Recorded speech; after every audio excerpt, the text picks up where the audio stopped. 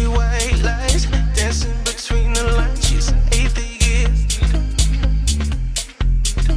Carousels in her mind, spinning all in her eyes. She's an atheist. Hello and welcome to the Digital Freethought Radio Hour on WOZO Radio 103.9 LPFM right here in Knoxville, Tennessee. We are recording this on Sunday, August 15th, 2021. I'm Larry Rhodes, or Doubter5, and as usual, we have our co-host Wombat on the line with us. Hello, Wombat. Winnebago. And hello. Our guests today are George Brown, 2.5, the second 10.5, Brooklyn. How are you? I'm okay. And Dread Pirate Higgs. Ahoy Welcome. there. And the John Richards, all the way from England. Hello. Hello. Yeah, I forgot to mention that Dread Pirate Higgs is joining us from Canada. Digital Freethought Radio Hour is a talk radio show about atheism, free thought, rational thought, humanism, and the sciences. And conversely, we'll also talk about religion, religious faith, gods, holy books, and superstition. What's our topic today there, Wombat? We might actually be going through every single one of those topics you just mentioned, but today we're talking about absolute power corrupts absolutely and why monotheism should share the wealth, right? Works We're for talking me. about polytheism versus monotheism. It's going to be a great time. But let's slow down, Tyrone, everybody. We all got to relax because we can't begin because our own best friend, Dread Pirate Higgs, is here, and I'd love for him to lead us in our weekly invocation. It's been so long. Our noodly lord, who art in a colander, hallowed be thy noodles. Thy blood be rum, thy sauce be yum with meat, as it is with vegetables. Give us this day our garlic bread, and forgive us our cussing, as we forgive those who cuss against us. And lead us not into ketoism, but deliver us some carbs. For thine are the noodles, and the sauces, and the grog, whenever and ever. Amen. You know, I was playing disc golf with a friend of mine. He's a Christian friend. He's the same friend who believed that God was personally talking to him, and we had some SE conversations about that. But what was interesting was I invited him out to play disc golf with us on Saturday, and he's like, "You really like this disc golf thing?" It's like, "Yeah, make it like a regular thing." And I have a bunch of other friends with us. We had a couple of other guys who were with us too. But you meet people, you have fun outside, and it's like a regular basis where you can like increase your social, circle without having to necessarily have it be related to work. And I was like thinking to myself, it's like this outdoor thing that I'm doing, or this thing that I'm going outside, is almost like its own little church. And I was like, it's kind of like, its own get together without the dogma. And he thought about that for a long time. He was like, yeah, there's a value in there. Like, even as a Christian, he was like, I can appreciate the fact of just getting out on a regular basis with a group of friends, touching bases and having some fun outdoors. It was like, you don't really need the church for it. Yeah, it's what humans do. We're a social creature. We like to get together and just commune, as it were. Yeah. So Larry, tell me how you've been communing. Oh, mainly on Facebook, I guess. Doing Barley Zoom Taps meetings. and Huh? Right? Didn't you go to Barley's Taps and Rooms not too long ago? Well, I don't. I did about a month ago, but I don't usually go because I'm doing the Zoom meeting at the same time at home. So okay. People can join us on the Zoom meeting every Tuesday at 6 o'clock, or they can go down to Barley's Tap Room and Pizzeria in Knoxville's Old City, join us down there from about 5:30 to 8. So Nice. 2 ways to get together for Cool, the cool. Atheist Society of Knoxville. Very nice. Speaking of get together, Dread Pirate Higgs, it's been a while since we had a chance to get together. I'm glad there's no singe marks on you. How you been? And you're muted. He's muted. It's all right. We'll figure it out. Oh, that was strange. Can't not hear you. No. Yeah. There you go. I'm doing good. I was up for a couple of weeks at this one place where we're having some wildfires. I mentioned, and I was deployed again to another place. It was 63 kilometers up a forest service road, and during my first shift, towards the end of the day, the wind had picked up so quickly that we were told to get out and stay out. Wow. Really? So I got off early. I was supposed to be up there for 2 weeks, But I'm actually being redeployed again on the 19th to go to 100 Mile House and that's where they actually have the major staging for all the wildfires in BC interior. So it'll be quite cool. Do you guys, this is a silly question, but do you guys use dust, water, or controlled fires to control the fires? A mixture of all three? Yeah, Like there's salt? there's the retardant and water. Okay, jeez. And prayer. And prayer. No prayer. Surprisingly, no prayer. Yeah, that's the most effective part of the whole the thing there. To our noodly Lord. Yeah, that's right. So it is a silly thing. This is the silliest thing that I'm going to bring up, but there is an anime that's out that has a fire department that has a priest on the team, and the priest prays to put out fires, and that in the anime world, that's just as effective as the water. And it only struck me now that it's like, wait a second, that shouldn't work in real life. Only right now did I start thinking about that. Yeah. Anyway. No, I have heard and I've learned that Christian Science will actually pay priests insurance money to pray for the recovery of their sick and infirm. Wow. I want to be on that list. Okay. John Richards, you're looking a little distracted. I see you looking down. You're rooting. What's going on? What's going on in the world? I'm making notes. No. Tell me what's going on in the world of sports. What's going on in the world with me? Yeah, sure. Okay. Well, I do Zoom Commune, the new thing, of course. Yeah. And and I'm currently keeping tabs on the India versus England cricket match, which is the second of the series of test matches, and it's very tightly balanced at the moment. And it's how many touchdowns are we in so far?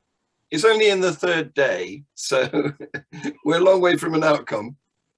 So they played multiple days, I imagine, when you say and they've just gone to tea. Okay, they just gone to tea. They both take their tea breaks very seriously. That is true.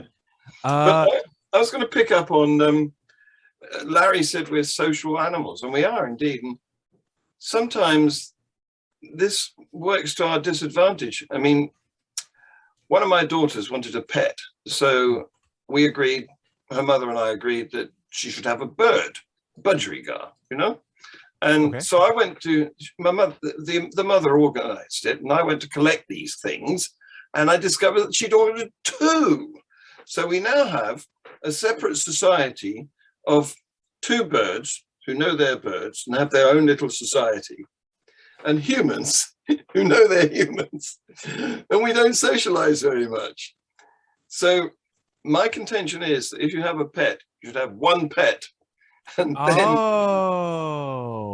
then it's got to socialize with you. It thinks you're part of its social group. Hey, there's some strategy behind that, because I have been thinking about getting a second cat, but then I'm like, then he won't be my best friend anymore.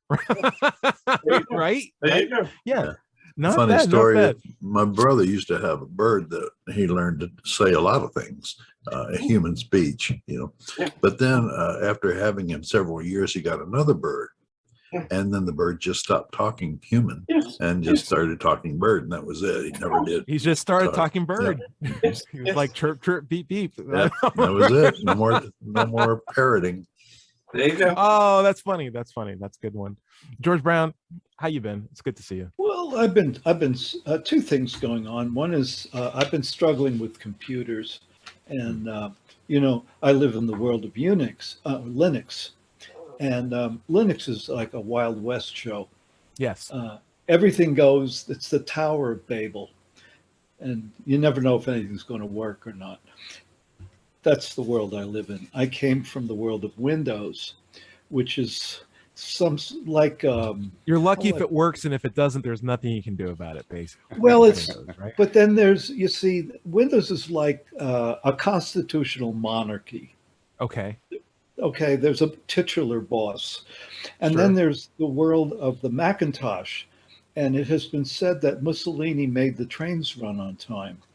So I have more and more friends who are moving to the Macintosh because they're just totally fed up with the inconsistencies of Windows, including you can totally switch to Apple, and it'll all work. Just remember to ask for the bar tag to be put right here on your neck when you get put into the system. I know you'll love that. Okay. And then the other thing that's going Damn, on, that's harsh. Just saying. am I safe going to the grocery store now? You know, with the pandemic and with the current status of the pandemic, Yeah. which almost seems to change every day in Yeah. terms of recommendations about what we are supposed to do. I would think so, as long as you're vaccinated. Yeah. Well, welcome, Well, Nathan. One, if you're That's Nathan. becoming a little bit questionable as well. Well, it definitely hurts to never. Doesn't hurt to wash your hands. It doesn't hurt to be around someone that's coughing in your face. Like avoiding that is also a good thing. I think the basic recommendations have been consistent. Maintain good hygiene and stay away from sick people. If you're sick, stay home if you can. And if there's a disease out that's killing lots of people, get vaccinated for the disease if we have it. But what Not many about variations on it. if I want to pick up some groceries at Walmart? Pick up some groceries and wash your hands when you get home. I think you'll be all right. And if you And can wear a mask, wear a take a mask. shower Yeah. and sanitize the You know, car. I wouldn't be the one to tell you to take a shower, but if I could smell you, I'd say you smell like roses, George. You look like a bundle of. Nathan, how you been? Also, Hey, what's man, I've going been on good. with I've been this? good. Speaking of vaccines, I've been having conversations Nathan, this is the with first time I've people talked that I to you know without who your are vaccine dreadlocks. hesitant. Is Sorry, it sorry, really? sorry. No way. Yeah, I cut my hair on New Year's. Yeah, that's some time ago, man. Has it holy been crap, 8 that's really months long since time we now. spoke? No. On video, probably. On video, That's- maybe. Yeah, because On I've video, called you a maybe, couple yeah. times already. Yeah. Okay. I'm never up this early in the morning on a Sunday, so I figured like it just happened today. So I just figured Nice. I'd hop on and give you a call. Yeah. And I got Nathan, how you been? my street epistemology mug here, ready to go. Okay. with Okay. some Okay. You coffee got in your it. survey. Yeah. Is there a survey nearby you? I mean, there Is it in arm's as it reach? so happens, there is a survey nearby me. I know how much you love. I know how much you love that survey. Nathan, Tell me about is your this your shirt. first time on our show? No, he's been on the show. No, multiple I've times. Yeah, We're- though it was in 2020 around this About a year I don't ago. know, around this time. Oh, I okay. think like when the pandemic first happened was my first time on this Hmm. show when the lockdowns were I first see. starting to happen in Okay. Portland. Yeah. Maybe it was the Where dreadlocks are thing that threw me you? off. George Yeah, Brown that has could a be it. question. George Where Brown has are a you? question. Yeah, where are you, Nathan? I haven't seen you before. I'm in Portland, Oregon, and I know Tyrone, for anyone that's listening, through Street Epistemology and YouTube. We both have YouTube channels, and he helped me in my early days of my YouTube channel so I can figure out how to like get started and crank out content and do Cool. interviews and stuff like Why don't that. you give that a plug? Give that a plug. Where are you from? What's your channel? Yeah, I forgot to mention what it's called. Abstract Activist is the name of the YouTube channel. I remember that. Um, and the name was partly inspired, well, for a lot of different reasons, but one of the reasons was there's a survey that you can use to help people examine their epistemology without the need of bringing up a defensive topic that would make it really difficult. A lot of people cling to the belief and they start to identify with their beliefs. And if we talk about their epistemology, it may have an impact on their belief, even though you're not talking about it directly. And that would be the abstract idea. You examine part the of method by which they reach their beliefs is what you're talking about, right? Right. It's just 24 statements that are claims about how we form our views, how we form our beliefs. This And is so a if we great- just make it about that, go ahead. This is a great way to segue into the actual topic of the show because I want to talk about Right. the reasonability of a monotheistic mindset. So, like people who believe in just one God, Christians are a monotheist. So don't take that as a bad word if you're a Christian listening. It's like, oh, I'm not a monotheist, I'm a Christian. It's like they're the same thing. It's kind of Well, maybe. you're kind of close to that. Kind of, yeah. There's always wiggle room because there's always going to be wiggle room. It's in there by design. But for the most part, it's God. You got one God in charge of everything, and you can maybe take different forms or whatever, but it's still him in charge. And so the idea is, from a monotheistic point of view, is God, or whatever that titular God name is, has absolute power over its creation, right? And the idea of absolute power is an interesting concept, particularly when you have God or people who are made in the image of God, because we can see in almost every case in human history when a human being has had absolute power, it tends to not end very well for everybody else. And if that's the case, wouldn't we see a similar concept with a supernatural God? And it tends to be the case that that is how it is. Even in the Bible, we have a very callous, sometimes, violent, and, explicitly jealous God that does not want anyone else to be more powerful than him and is willing to throw people into a punishing dimension with, hell flames and grinding of teeth for all of eternity just for not worshiping him. Like, that's nuts. Or not believing him. Just not believing in him is good enough. Yeah. Just being like the ultimate gaslighting. It's the worst. I was telling that to my friend who was Hindu, and we had a ex-Hindu on the show yesterday, Nathan. And he's like, yeah, you know what's crazy is when I was a Hindu, that's what she was telling me before. Oh, cool. It made no sense That's that awesome. monotheism could be real because polytheism makes so much more sense because now you have a structured work format. You have all these people, they take a little bit of the power and deal with it. And if there's fighting, it's typically infighting among all the different gods. And I'm like, I kind of almost like this idea. Larry, what do you think? Well, yeah, it does make more sense because if something goes wrong, you can say, well, it's because this other god interfered. It was this god's domain. That other god over there was jealous of this god over here, so he did something. It kind of makes sense. Yeah, it makes sense. Where if one god is in charge of everything, and then things go wrong in the world, then you have to say that's a contradiction. If he's a loving God, how come he allowed 20,000 people to die in this earthquake?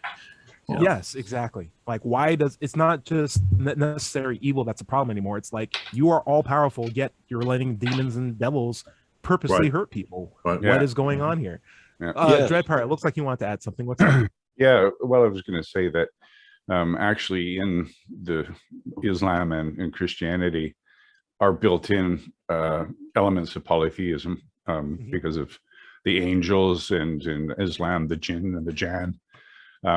So it is, a lot more, it's top heavy because the weight of the omnipotence is up there on the one guy, but there are elements of polytheism throughout it, right? So like even the Mother Mary, Virgin Mary, is worshipped in some cultures more than even Jesus is, I'd love to take this idea around the table. Nathan, do you think Christianity has polytheistic components to it? And would you like to speak to that? I think there's many arguments. I'm no expert, though I've talked to people who are experts. Not like that's a great way to form my own views on anything, really. Maybe. I would imagine that it has roots from previous religions in the same region of the world that believed in multiple different gods, and lots of different ideas have been adopted and gathered and remixed, just like an author writes any book, really. They research and read and then they write stuff. I hear it. Yeah. I also feel like a lot of the idea of paganism was just people who aren't Christians, right? And a lot of pagans tend to believe in multiple different gods, and that tends to residually carry over to Christianity. Days of the weeks named after different gods. Kind of weird. Like, God made 7 days and named it after Thursday. Yeah. Saturn, Thursday. Saturday, the Sunday, the moon day. It's kind of crazy. But you look at even Christmas, and there's just so many different influences there from non-Christian belief systems. John. Oh, absolutely. Well, the pagans would dig a tree up and then they bring it inside. I've got a theory about how this evolved, because the earlier societies, they had lots of gods, each with a specific responsibility. This one for rain, that one for the crops failure, this one for the health, and so on. But I've got a theory that suggests that they gradually sort of merged, and there were takeover bids and so on, because it's in the interest of the priests, the earthly representatives, to only have one God. Because look at it from this point of view: if you've got to sell a specific power, you're knocking on somebody's door, and you're like the vacuum cleaner man, and you can say this will clean your floors, but also with this attachment, it will, it will spray paint. Oh, it's like a 2-for-1. Yeah, and with this attachment, it will dry your hair, and all that sort of thing. So exactly, when you get every power under the auspices of a single God, you've got a better product, haven't you? Wouldn't you rather be selling your skill to influence a God that is all powerful rather than one that's just got a little niche of suitability? It's a bigger market. I hear what you're saying. No, I totally hear what you're saying. Like, why sell the Justice League when you can just have Superman, basically? Exactly. Right? It's a bigger market, and therefore monotheism is a better business. And yet Superman movies make no money. We've tried this year after year after year. We know for a fact they don't. Everybody wants the Spider-Mans. Everyone wants the Iron Man. Because he's only got one weakness. Doesn't make for an interesting plot, really. It's actually even not a weakness. This magic is his weakness. We'll talk about this, Nathan, for sure. George Brown, the second and a half. Please take yourself off mute. I want to hear what you're thinking about the idea of, I kind of think of Christianity as like how an organization, a company's ran. And there are a lot of different kinds of companies. There's sometimes companies that have just one guy who's the whole seller of the show. He's the CEO. He makes everything on the assembly line. It's a one-man show. And then you have other companies where you have tiers of organizations, CEOs, staff leaders, managers, HR department, all that stuff. In my head, those tend to be more organized and better ran companies, right? And in my head, that's kind of like what polytheism is. Yeah, it's not as powerful as the one guy who rules them all, but they're a lot more, in my head, capable because they know how to macromanage what they're good at. What do you think is a personal advantage? Do you think polytheism has advantages over monotheism or the other way around? I'd love to hear what you think. Well, definitely. Polytheism is simply more fun. There are more characters in this opera. I mean, imagine an opera that had one character who was Donald Trump. Oh my gosh. Okay. That's going to happen soon. But what came to my mind was some of the founding cities of America, and I'm saying the United States here, Dread Pirate, I'm sorry. All good. We had cities that were founded on a religious basis. And like I see Boston as being sort of a symbiosis of the Pilgrims and the Puritans. The Pilgrims were to the southwest and the Puritans were to the northeast. And it sort of has this puritanical kind of religious founding. And Philadelphia was the Quakers. Well, New York was not. New York was strictly a business deal. It was, it was a business colony of the Dutch. And the fellow who ran it, the governor, Peter Stuyvesant, was a middle corporate manager, And it's so as far as belief systems in New York City was like a free-for-all. People came and hung out, people with all different kinds of backgrounds, and it became a melting pot. And so that's where I grew up. A couple hundred years later, it still had that patina to it, and it's a lot of fun, a lot of diversity. And I really enjoy that diversity. Yeah, everybody, and I think people say make America great again. Well, America has a greatness, but that greatness is the diversity of our people, all the differences between us. So you're saying even politics can benefit from that because there's a diversity of perspectives and thoughts and beliefs, even in a pantheon of gods. Oh yeah, that you don't necessarily have with a monotheistic point of view. I'm almost being sold on polytheism right now. Like, obviously there's problems, right? Like, it's the same issue as believing in one God. It's the same core issues. Like, hey, if you're going to let one God through, why not let them all through, right? And the idea is, how do I put this? If you're going to have a basis to believe in any God, have that first. And then at that point, I don't care what the number is. Because once you prove that one God exists, then I'll be like, all right, I'm fine. You proved at least that it's feasible and it's an option. It seems more likely in my head than that there would be more. And who knows, this first one that you just discovered could just be one of several many. So like, oh my gosh, Nathan, I'm about to say something that's going to sound crazy to you. And I want to can I say it? Yeah. Something similar to this. As soon as someone proves that a God exists, my immediate reaction will be like, there has to be more gods. Here's a more interesting epistemological kind of question, which is like, how much should we allow an argument alone with no evidence whatsoever to raise our confidence in anything? So imagine all you have is an argument and you have absolutely no evidence attached at all. I see you raising your hand. That would be a big fat zero. There's some things that are so mundane that I'll accept them even on an argumentation basis. But Dred, what do you think? Well, Hitchens' razor, that which can be asserted without evidence can be dismissed without evidence. Yeah, that's a good one. Numbers, math, like you can just claim something is 4 and define it very well, and I'll be like, okay, that's 4. I'm fine with that. 4 minus 4 equals 0. I'm fine with that. Larry, what do you got? You got your hand raised. Also, in some claims, like John was saying, just say, yeah, sure, fine, who cares? If somebody comes to you with a claim like, I have a cat, I just bought that cat. Well, that's a claim. Doesn't have anything supernatural involved with it. It's something that happens every day. We know what a cat is.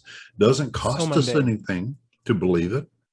And which is one of the main things about religion is as soon as you start believing their stuff, they start making demands of you, either money or time or a commitment or whatever.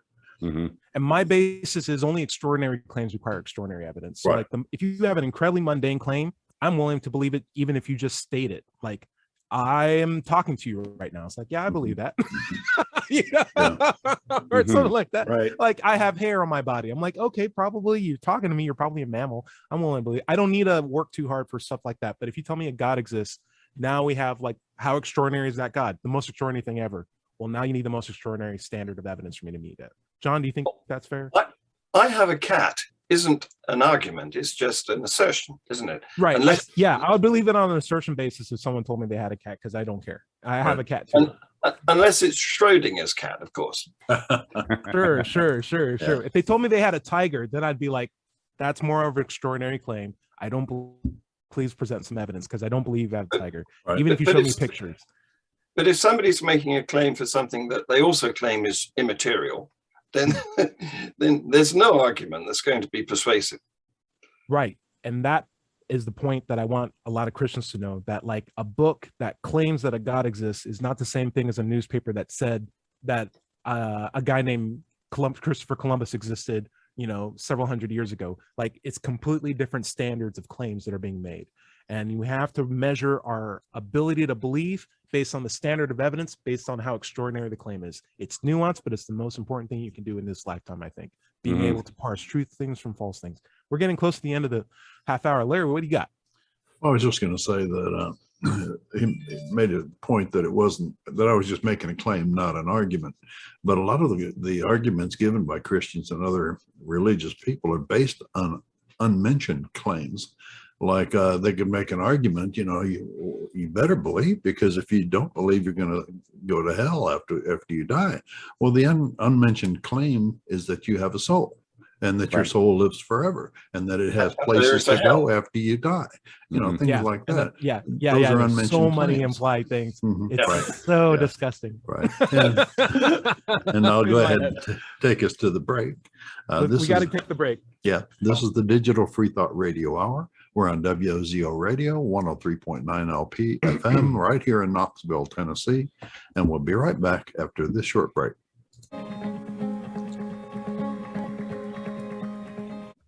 Hello, and welcome back to the second half of the Digital Freethought Radio Hour. I'm Dr. Five, and we're on WOZO Radio, 103.9 LP FM here in Knoxville, Tennessee. Today is Sunday morning, August 15th, 2021. Now let's talk about the Atheist Society of Knoxville, or ASK. Founded in 2002, we're in our 19th year. We have over 1,000 members, and we have weekly Zoom meetings during COVID. And if you've got vaccinated and you're willing to get out in person, we are having in-person meetings again. They're at the Barley's Tap Room and Pizzeria in the Old City in Knoxville, Tennessee, out on the patio. And they're every Tuesday night starting at around 5:30, and we go to about 8 o'clock. You can find ASK on Facebook, meetup.com, or just go to knoxvilleatheist.org. You can also Google Knoxville Atheist. It's just that simple. By the way, if you don't live in Knoxville, you should still go to Meetup and start a group for atheists in your area. Don't find one? You can start one. Start one. That's right. Where do we want to pick up there, Wombat? So we just had a really fun conversation on the nature of polytheism versus monotheism. Good points for polytheism today. You still got just as much work to do as the monotheists, though. But I wanted to come back in the second half and talk about a survey that Nathan brought up, especially the one that was dealing with COVID. Nathan, would you mind doing an intro on that? Yeah. So which one do you want me to talk about? The SE survey The third link that you posted, the one that was talking about convincing Americans to get the COVID-19 vaccines based on how they approach their faith, and like based on like what religion and how affiliated they are with that religion, what is their likely hesitancy or degree of refusal based on per capita. Well, yeah, just just to be perfectly clear, I didn't do like a lot of research before I sent that one off. I just happened to think, yeah, right. And honestly, that is kind of a problem in our society. We're all kind of sending articles too soon before we read stuff on them. I'm like, oh, you know, it's Time magazine. All right, let's take a look here. But there's a vaccine hesitancy that you can measure based on religious affiliation.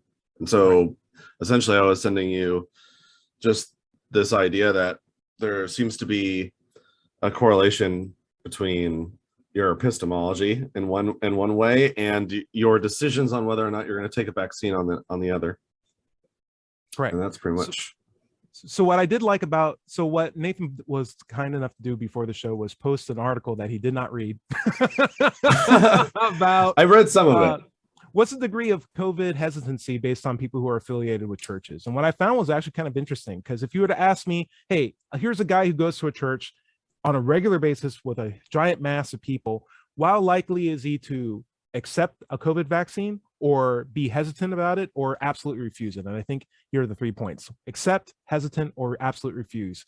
I would say almost just based on the impression that I got as a guy here in Tennessee, that it would almost be around, 70% people who would not want to get vaccinated if they go to a big church, because I don't know, in my head, I just felt like that was the impression. But what I'm seeing here is that, among white Catholics, Black Protestants, white evangelical Protestants, Hispanic Catholics, a whole bunch of different margins here. The majority in almost every single case are likely to accept the vaccine, or at least are hesitant, but doesn't necessarily mean that they won't get the vaccine. And I would find that to be a very relieving data point, because it seems then that the greater trend would be people are getting vaccinated as a result based on their inclination of going to church. It's like, hey, if I'm going to go to church, I at least want to be vaccinated. I'm happy to hear that. And the people who are absolutely refusing are without a doubt in the minority in all these groups, which isn't fantastic, but at least it's not the majority. And I'm actually happy to see that. Nathan, thoughts? Yeah, so my real reason for wanting to bring this up is because I think that SE is a powerful tool to talk to our friends and family about vaccine hesitancy. If you know somebody who's vaccine hesitant, ask them why. What's their biggest reason for not wanting to take the vaccine? Listen to them and what they have to say. Be sincerely interested in what they have to say about this issue. If you care about what they think, if you care about their decisions and their behavior. And I've had several SE talks in the last couple of weeks with people I know who are vaccine hesitant. And we hear each other out, and we're opening up a dialogue. And I think it's extremely important that we engage with people in this important time about this very important issue. If you're already talking with people, your religious friends and family, you might as well bring this up too, as like another thing to talk about. Yep. And that's the real reason why I sent you this article today, is I just found that both issues are important and both issues are fun and worth talking about. What have you found, if you had this conversation with other people, to be the root cause of why people aren't getting vaccines, Nathan? Inconvenience. That's really like the main thing, though. Inconvenience. Wow. That's like the number one answer I get. Although I get it in a lot more words than that. It's usually like a run-on sentence for a paragraph, like I just don't have the time, or I'm gonna be fine, or it doesn't really matter to me, or I'm not worried about it, or it's just it wasn't available. If it was there, I'd take it. That's usually what I hear. Like, if it was easy, I'd do it. But since it's hard, I'm not gonna go out of my way to do something that's difficult. There's lots of other reasons, of course. People will say, like, it's, they'll have the preconceived notion about how vaccines are not natural. Usually it's a naturalistic fallacy that I'm hearing. Like, my body is strong enough, it can handle it on its own. Or they'll give like the George Carlin thing, and they'll say, back in my day, we swam in raw sewage and it made your, immune system stronger because we did that. I'm going to expose myself to all these germs, and that's what's going to make my immune system good in the long run. So those types of arguments are things that I often hear, though they're not based on evidence. Right. And that, again, is the same issue as before. Yeah, they're often famous last words too.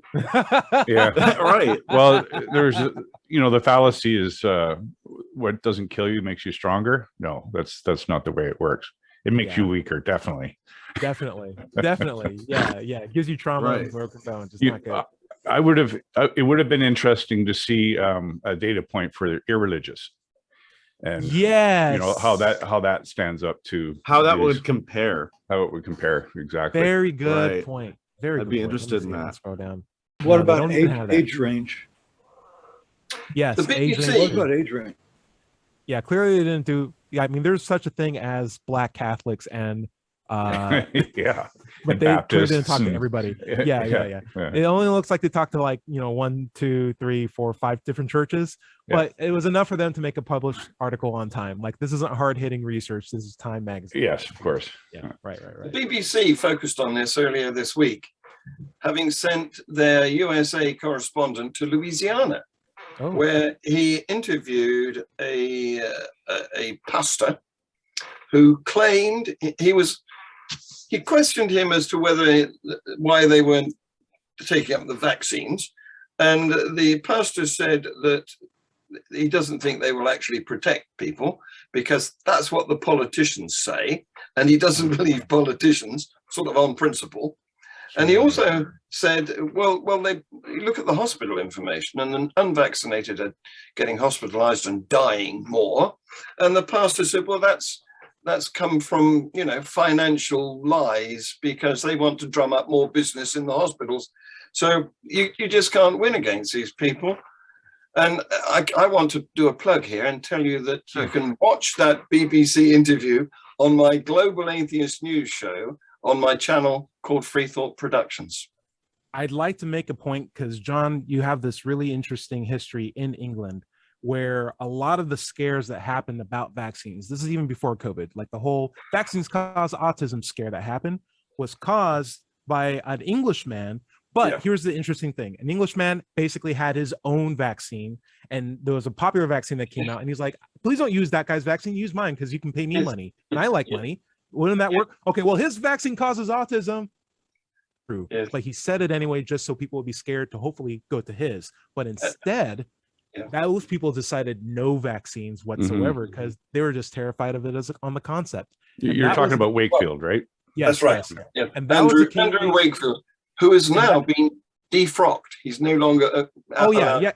This story has a happy ending and then a sad ending for America. But basically, everyone's afraid of vaccines until a very brave English reporter basically broke the story, did a very detailed analysis, and people listened in England. They were like, whoa, this guy's a fraud.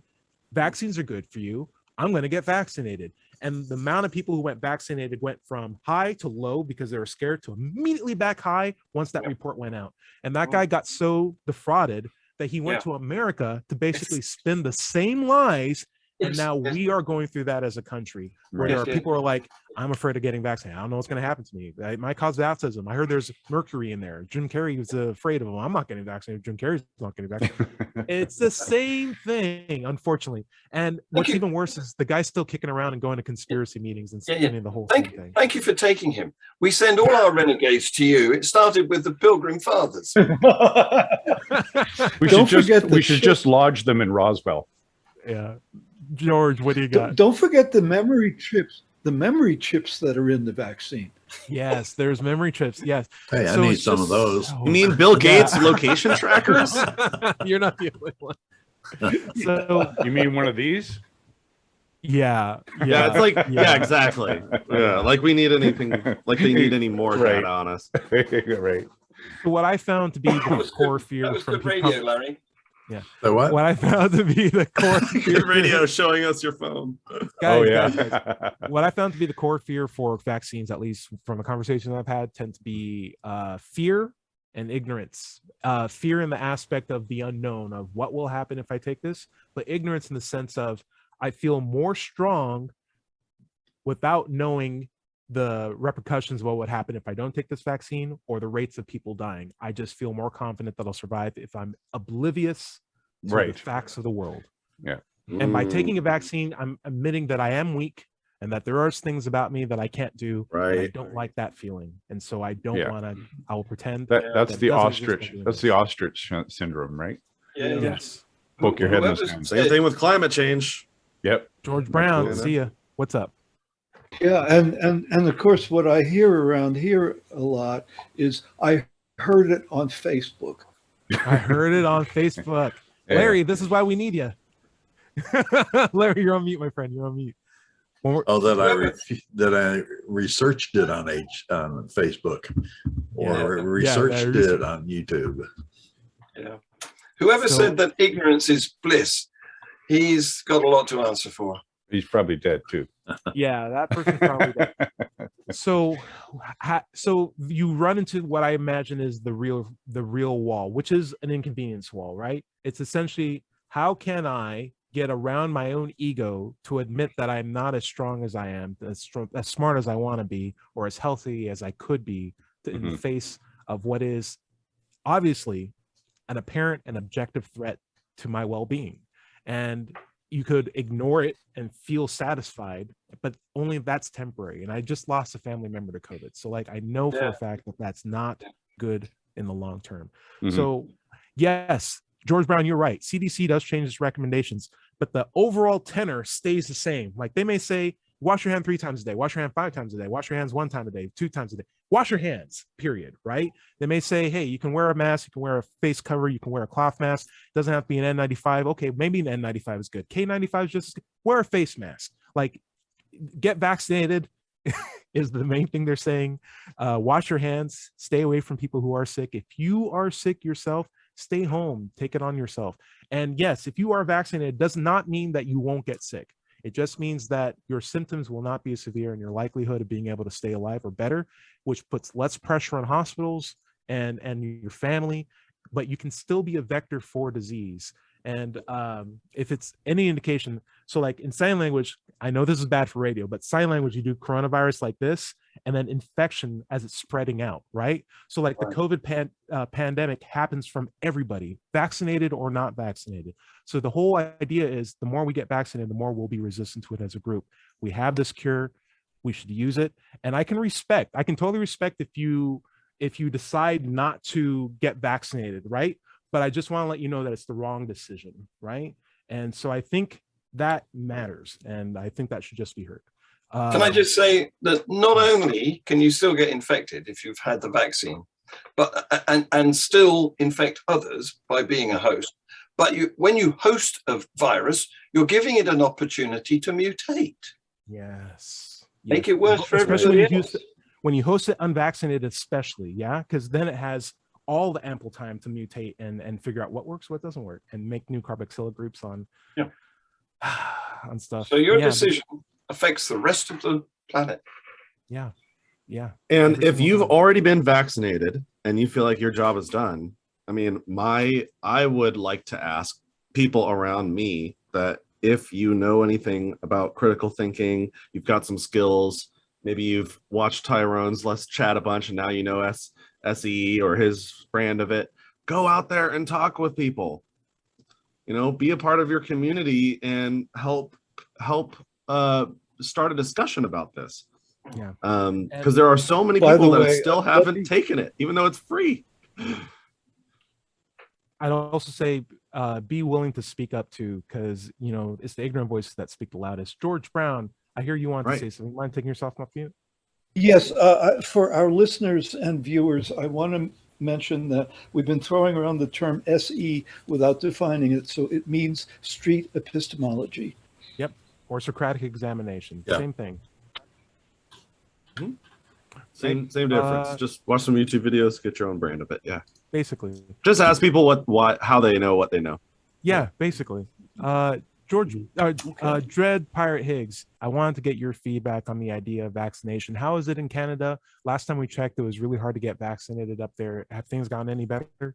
You're on mute, my friend. You're on mute, my friend. Still mute. Holy Lunuli Lord, please give this man a voice. It worked. It worked. Man. Raw man. Your prayers were answered. I think it's still rather hard. I know my mother, who she hasn't received her second vaccination, and she's 75. Yeah. So certainly considered a vulnerable adult. Every once in a while, they have pop-up clinics in various towns. It just kind of moves around. So people who can't find the time off, I guess, they can just take advantage of the opportunity to go get vaccinated. But I think it's slow and steady is how it's going in Canada. I also want to throw out one last thing too. For the people who do get vaccinated, people who do love science or are critical thinkers, but are afraid of the vaccine because it'll make them sick, like two things. One, it's not guaranteed that you'll feel ill. I've taken vaccines and I've not feel ill afterwards. But the second thing is the immunoresponse is what you kind of want out of the experience, because that's it's letting your body know, Right. You just put something in me that shouldn't be in me. Let me make you have a fever. Let me make you sit down a little bit by making you feel lethargic, and just rest it out while I figure this thing out. I know that's your body taking over. You're not getting sick from the disease. You're basically, depending on the virus that you take, like the one that's for COVID, gives your body instructions to make the outer shell of the coronavirus without the inner shell. And so it just looks like it's the virus, but it's something your body is making out of its own body parts to make it look like a virus that they can use as target practice. And it'll make you feel sick, but you're not actually sick with the COVID disease. It's putting your body to school. Yeah, you'll never get COVID-19 from a COVID vaccine, basically. Right. You'll just have an immunoresponse. It'll be a short period of time, and you'll be good again. You'll have all these antibodies that'll be able to help you if you do get infected. Looks like we'll have to get boosters too, eh? Oh yeah, we're going to be doing this for the long haul. Yeah. This is not a short-term solution. No, it's not. Yeah, we got to get used to this, and this is another reason why I'm like, we got to start being less passive, like getting out there, being more engaged with people in a polite way, in a respectful way, and start a dialogue.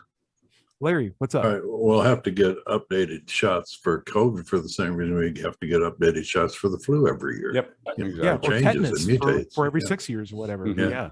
Mhm. Yeah. They're just going to get more effective, though, I think, too. Right. They're going to get more effective. They're going to get better. They're going to have more research back behind them, more evidence behind Science them. works. And that's going to make our job a little easier, Mhm. George, look. I have a however. All right. I have a Sure. however, really. Yep. Let's hear it. And that is that last week, right here in Tennessee, members of a school board were threatened by people who came to the school meeting if they dared to try to impose a mask mandate on children on the school buses. How do we overcome this kind of mindset that is telling us, for instance, masks are optional. You wear your mask if you want to, which is something like saying that this girl is a little bit pregnant. I would say if you have a private school, do whatever you want. But if you have a federally funded public school, you follow the federally funded mandates. And if you don't like it, take your kid to Well, what do you mean you? What do you mean? There you go. Face? Slam dunk. If you don't like it, take your kid to a So private school that how do doesn't we mandate do it. this? Yeah. You know, I mean, there are a lot of people who Make the I mandate. see walking If around. you don't like it, take your kid to private school or homeschool. You certainly have the right to do that, but you do not have the right to put teachers But we in got- danger at a public school. We have people at the governmental level, the Yeah. politicians, who are opposing the mandates. They're opposing it and getting are vaccinated legislating as against well, them. too. Right. There's like, hey, I'm going to get vaccinated, and then tell other people that they don't have to, which is fine. So but seriously, I mean, the mandate, we just have like some very substantial opposition. So we're running almost out of time, but the mandate is that if you're a federal employee, that you need to get vaccinated, period. And that is what everyone in Senate has been done. What they say afterwards is free speech, and they can say and sell whatever they want, but they have been vaccinated in order to be in that building. They can make the mandate for federal employees as well as federal organizations, and that includes federally funded public schools. And if you don't like it, take your kid to private school. That's the basic rule behind it. You can't take your kid to school if he's not treated to tuberculosis, tetanus, a whole bunch of stuff. Like, those rules already exist. Yeah. We're not changing anything with COVID. Guys, we're at the end of the show. Nathan, where can we find your stuff at? My YouTube channel is Abstract Activist on YouTube, and occasionally on SE Podcast as well. So Street Epistemology Podcast. You can find me there sometimes. Yeah, that's it. Very, very cool. Very cool. Abstract Activist on YouTube. Abstract Activist, or on Twitter at abstract_SE. And I recommend it because Nathan has he probably has the best video production of any of the people who do SE videos. I got to be honest with you. It's really, really well done. Nice. Also, Thank you very much. eclectic group over in Oregon. So it's not just Very much. people in Texas or Tennessee. It's like you see people who are like into some bizarre things. It's a good show. I highly recommend it. John Richards, you got so many different places. Where can we find you? Yeah, my channel is called Freethought Productions, and I've got a confession to make because I set up to have Howard Berman, who is the current president of the Atheist Alliance International, on my Freethought Hour last night, but he wasn't able to turn up because a tree fell down near where he lives in Northern California and deprived him of power and internet connection. Is that a God thing or a karma thing? What's going on? I don't know, but Where's the God. punchline, John? I need the punchline. what we mustn't do is let the Templeton Foundation discover that we were able to unmute Dred's microphone with prayer. Yes. No, that's what they pay good money for right there. Yeah, exactly. John, the name of your channel one last time for our listeners. Freethought what? Freethought Productions. Freethought Productions. Nice. Dread Pirate, where can we find your stuff at? Well, I'm on YouTube at Mind Pirate, and that's MINDPYRATE. And I live stream this show when I'm able, Sunday mornings at 8 a.m. Pacific Standard Time. And I'm looking to actually do some more content as well. So maybe Ty will give me a hand with that too. Let me know. I'm always available.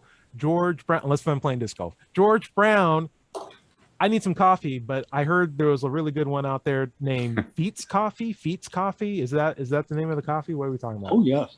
Feats Coffee. Well, Pete's certainly the best. Pete said that Alfred Pete said that Americans drink lousy coffee, and he came here from Holland indirectly to prove otherwise. Nice. So very cool. Vacuum sealed. It's very expensive. It's very expensive stuff. Very expensive, yes. But I'm not drinking it today. This is called Pilon, and it's very affordable. Okay, not bad. Larry, I hope you can see that I am ready to learn everything I can possible about atheism and what it's all about. But I have no manuscript to help guide me in this process. What can you do to help me out, my friend?